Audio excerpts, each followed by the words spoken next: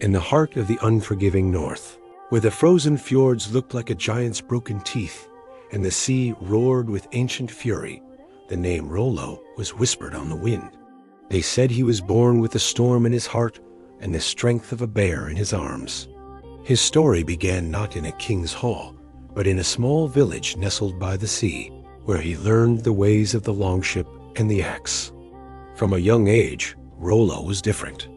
While other boys played at being warriors, Rollo studied the tides, the flight of ravens, and the glint of steel. He wasn't the biggest, but his eyes held a cunning that unsettled even the oldest jarls. His first real test came during a brutal winter raid. As rival longships appeared like ghosts in the morning mist, their dragon heads snarling, the village panicked. But Rollo, with a calm that bordered on chilling, rallied the defenders. He used the treacherous coastline to his advantage, luring the enemy into a narrow channel where their numbers meant nothing. That day, his axe, named Foebiter, tasted its first of many victories, and the legend of Rollo began. Soon, tales of his prowess spread across the northern lands. It was said that Odin himself watched over him, that the northern lights danced in the sky to herald his victories. During a feast in the great longhouse of Jarl Erik, a grizzled warrior challenged Rollo's growing fame. The duel was swift. Rollo didn't overpower his opponent with brute force. He moved like a shadow, his movements a deadly dance. He disarmed the warrior without drawing a single drop of blood, earning not just victory, but respect.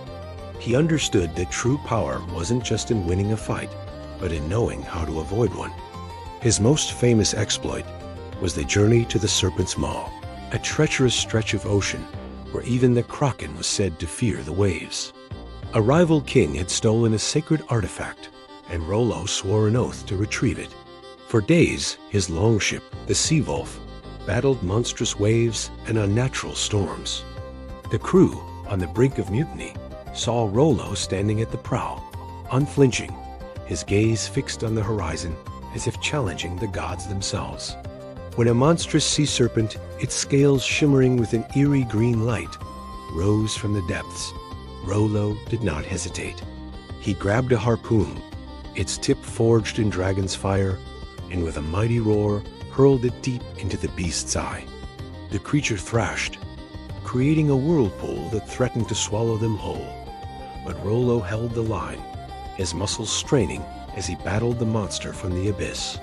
The sea turned black with its blood, and as the beast sank back into the dark waters, the storm ceased. The sky cleared, and a single bright star shone down upon them, a sign from the gods. They found the stolen artifact and returned as heroes, but Rollo was changed. He had faced a creature of myth and emerged victorious, blurring the line between man and legend. Yet, for all his strength, Rollo carried the weight of his choices. He saw the brutality of the Viking way of life, the cost of raids, the families shattered by the swing of an axe. He wrestled with his own ambition, questioning whether he fought for glory, for his people, or for the echoes of his own name in the sagas to come.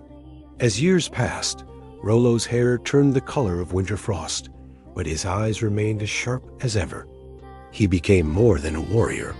He was a leader, a strategist, a legend whose stories were told around campfires from Scandinavia to the distant shores they had reached.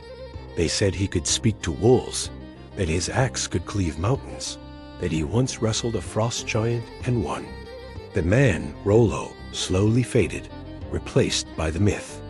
His legacy was not carved in stone, but in the stories passed down through generations, testament to a Viking hero who was as much a force of nature as the unforgiving lands that forged him.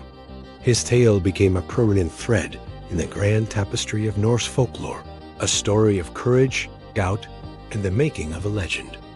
Thank you for watching. Don't forget to like and subscribe for more epic tales from history and myth.